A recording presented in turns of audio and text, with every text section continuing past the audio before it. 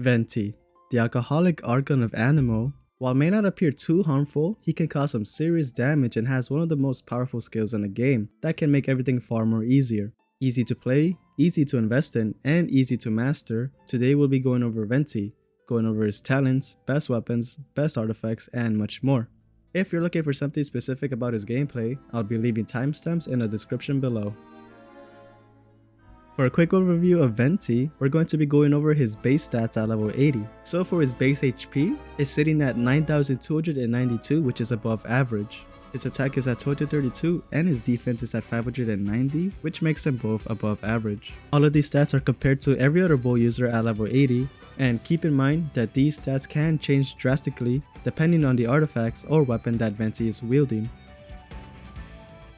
To get VENTI to Face Ascension 5, which is the Face Ascension we're going to be working with, so this is in between level 70 to 80, and will also upgrade energy recharge, you're going to need 1 Vayuta Turquoise Silver, 9 fragments, and 9 chunks. You're also going to need 18 slime condensates, 30 slime secretions, and 12 slime concentrates. And you're also going to need 108 Cecilias, which is only found in Star Snatch Cliff and Mondstadt. And for the boss material, you're going to need 26 Hurricane Seeds, which is only obtained by killing the animal hypostasis.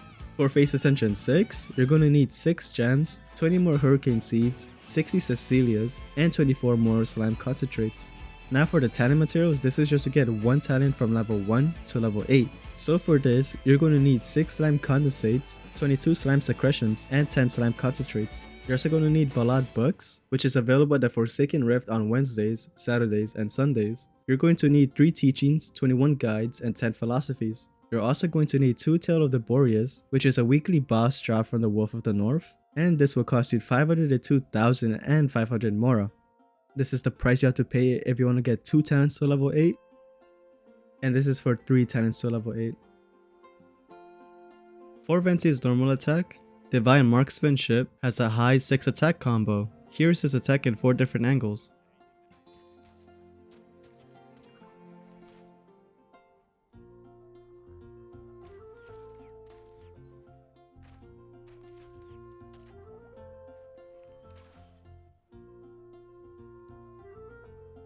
His first attack, which is a 2-hit combo, does 34.8% damage each, which is average. Second hit deals 75.9% damage, which is also average. Third hit deals 89.5%. His fourth hit does a double 44.5% damage, which is actually kinda low. His fifth hit is also quite low at 86.6%, and his final 6th attack is actually quite high at 121.3% damage. Every bow user has the same aimed attack, which is at 75%, as well as their charge attack, which is all shared equally at 198.4%. All bow users also have the same plunge damage, with the only exception being Child, which is the only bow user that has different values for their plunge. And for his skill, Skyward Sonnet has 2 different versions, Tap and Hold. Tapping his skill will deal a single strike of animal damage and launch enemies into the air. Holding his skill will do more damage than tapping, and enemies will fall slower. He will also float up in the air, creating a wind current that VENTI and your other party members can float on. This is very useful outside of combat as well. You can reach places much more easier which before were really hard or even impossible. It's also faster using his hold skill when climbing taller structures. And the fun thing about his skill is if you hold it, you can kinda create like a budget Xiao if you want. Like take a look at this for example. I'm using Hu Tao for an example for this. I activate VENTI's hold skill and then I just abuse the hell out of it and continue doing plunge after plunge after plunge. Obviously, it's not that practical. Maybe you may squeeze a little bit more damage on others, but it's just a fun thing to do in my opinion. Obviously, nothing will beat the actual like person who's designed to do this, but it's very fun to do anyways. When you hold his skill, the duration is 20 seconds and the cooldown for tapping his skill is 6 seconds, while holding the skill has a cooldown of 15 seconds.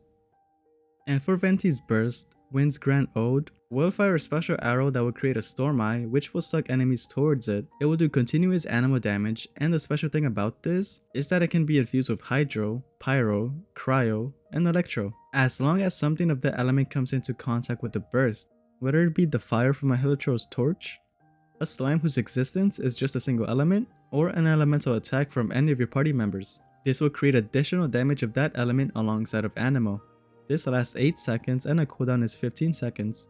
The cost is quite moderate at 60, so you don't have to focus too much on energy recharge. And for Venti's passive talents, coming in first we have the Embrace of Winds, unlocked after the first ascension, and this will make it so every time you hold his skill, it will create an up current that lasts for 20 seconds. So basically, that wind current you saw earlier that makes you float. And for his second passive, Storm Eye, unlocked after the 4th ascension, regenerates 15 energy for Venti after the effects of his burst is over. If an elemental absorption occurred, this will also restore 15 energy for all the characters to that corresponding element. And his final third passive, Wind Rider, will decrease gliding stamina consumption for your own party members by 20%. This will not stack with other food buffs that will do the same thing. For this section, I'll be listing talents you should level up first, so you can avoid investing time and mora into the wrong talents.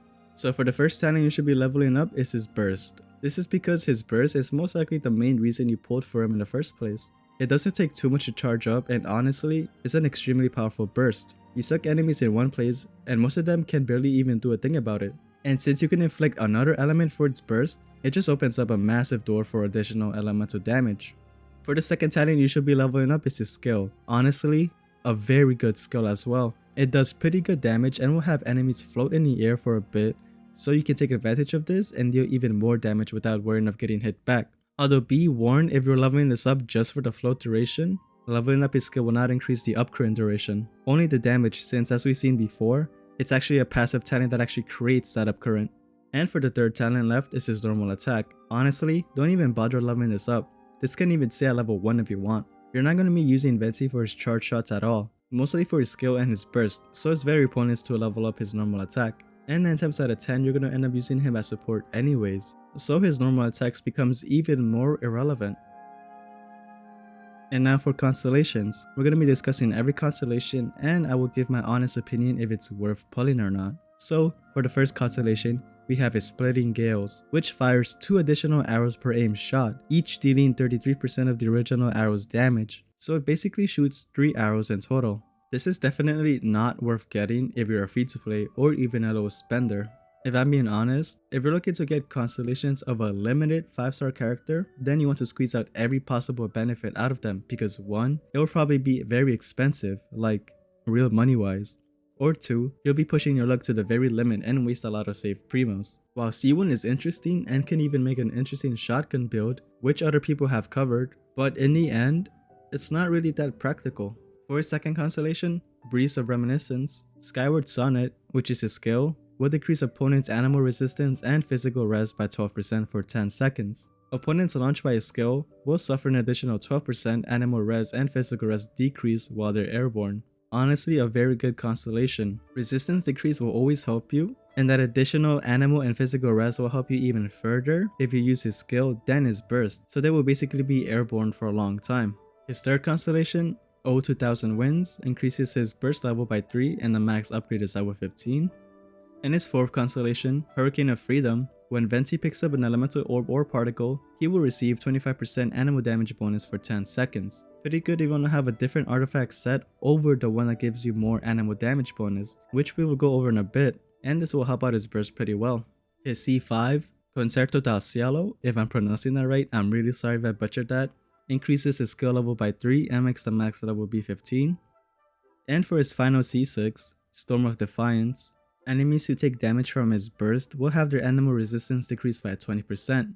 And if the burst gets absorbed by a different element, the resistance decrease to that same element will also be decreased by 20%. Honestly, just makes his burst much more powerful than it already was. Well, what do you expect out of a C6?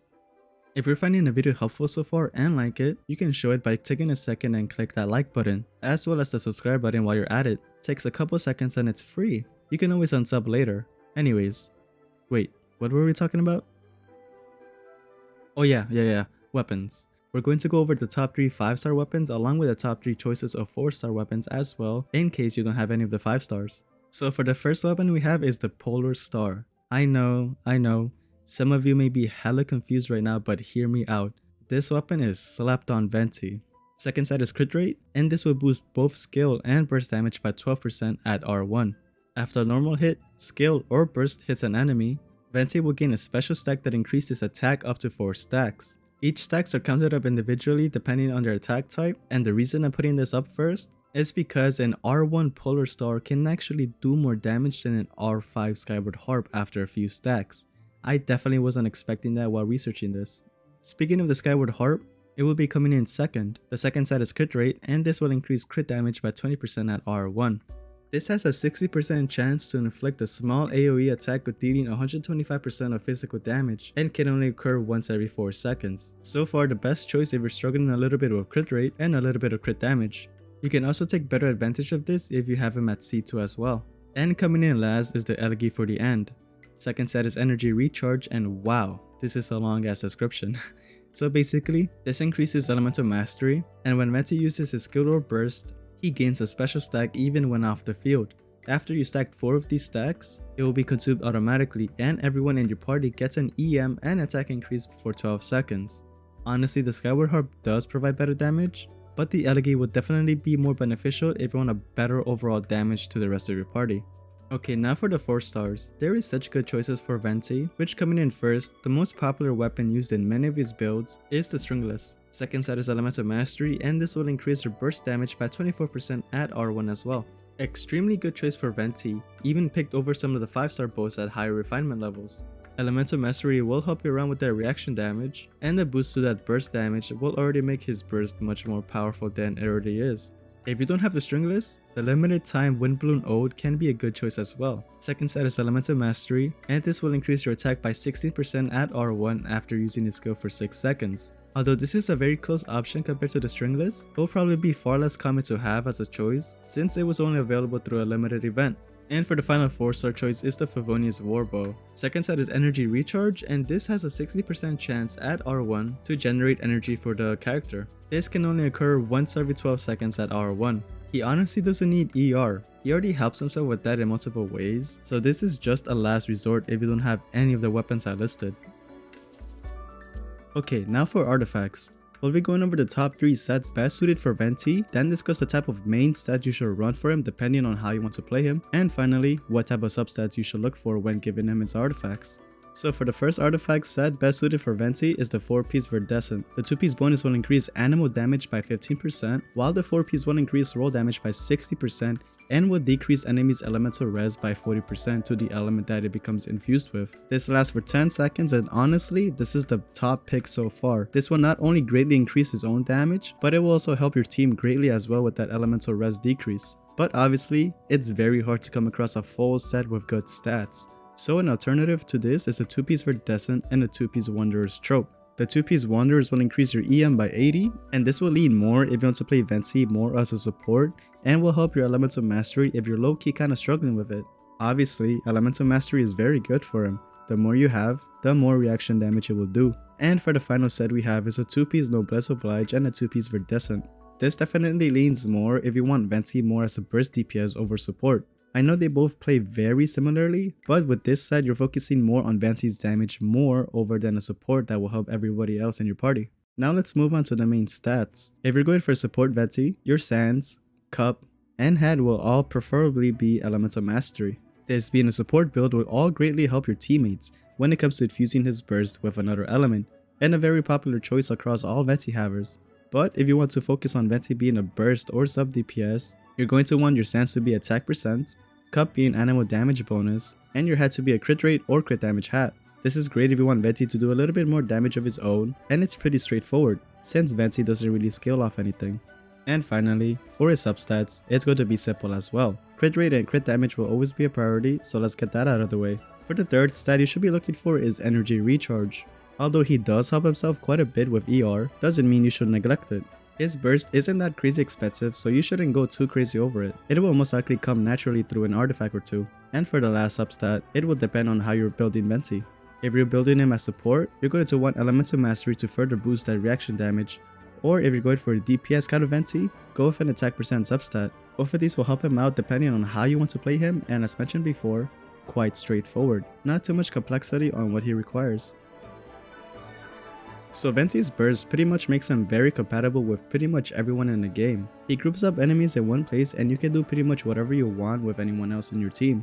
If you're watching any of my guides for the first time, I do this thing, which is instead of telling you to go with this one specific team, I have a handful of characters that you can mix and match and still have a solid team. whether if you don't have this one character or if you simply just don't like playing them. But in Venti's case, pretty much everyone is compatible. But there are a few general ways that can bring the different playstyles using Venti. So with Venti as support in mind, a very efficient way to have it play after using his burst, infuse his burst with a cryo character that has a burst that does continuous damage over time, so almost all cryo users. Then have a Hydro character who can just continuously freeze them. And your DPS can either be the Hydro character or the Cryo character. Personally, I'm loving freezing people up with Ganyu's burst and using the recently released Ayato, and have Ayato take advantage of enemies being frozen and have them all come to me. I used to do this with Child, which is equally as fun, but the thing is, it's kind of hard to get them frozen where you want because they do end up spazzing up in midair. I noticed it a lot in the Abyss where I had to be quick about it or else Child won't reach. However, there are so many characters that can do this easier, especially if their attacks go directly to enemies themselves, such as all Catalyst users, Ayaka's charge attack, or Raiden's skill. Honestly, all characters here can work pretty well with Venti, but of course, there's so much more you can do with Venti. You can create a Taser team, Overloaded team, Vaporized team. It all works out so great, but in my opinion, it's a freeze team comp where you can get the most out of it, since there is so little the enemy can do. Venti is a very good choice to pull on whether you're new or at a high AR level. He isn't as complex as other characters, and he can be pretty compatible with a lot of characters. His materials really isn't that hard to get since everything you need is in Mondstadt, so that's a plus. Unlike Ayato, who is sharing his red type with Venti, requires a lot of endgame materials from Inazuma. You don't even have to step into Leeway for Venti materials. His burst and skill is really amazing, and it's one of the few skills you'll probably use outside of combat. Especially if you're a new player and don't have all the orb things that increases your stamina, you can use Venti to get to higher places where you couldn't reach before. Don't get me wrong, it's still very useful even if your stamina is to the max. Although the only downside I have for him is that he is kinda boring if I'm being honest. Like all his skills don't require you to aim or whatnot, it all does it for you, which is another downside. There will be times where you want to use his skill, his burst especially, on a specific enemy, but it ends up aiming to something else entirely. I wouldn't say this happens frequently, but it isn't exactly rare either. But other than that, he makes the game very easy, gathers enemies in one place, makes most of them be unable to fight back while doing damage all at the same time. Honestly saved my ass so many times in the Abyss. I used to struggle a lot with the defend plug, I think it was, but after getting Venti, it just made it a complete breeze. Anyways, thank you so much if you got this far into the video. That really means a lot. No, seriously. It does help a lot more than you realize. If you have any questions, leave it down in the comments below. I'll do my best to answer. Also, leave a like if you find it helpful and subscribe if you want to see more. Actually, I have more right here. Here to the left is a playlist of character guides, and here to the right is other Genshin related content you may be interested in. Thanks again for watching the whole way through, and I will see you next time.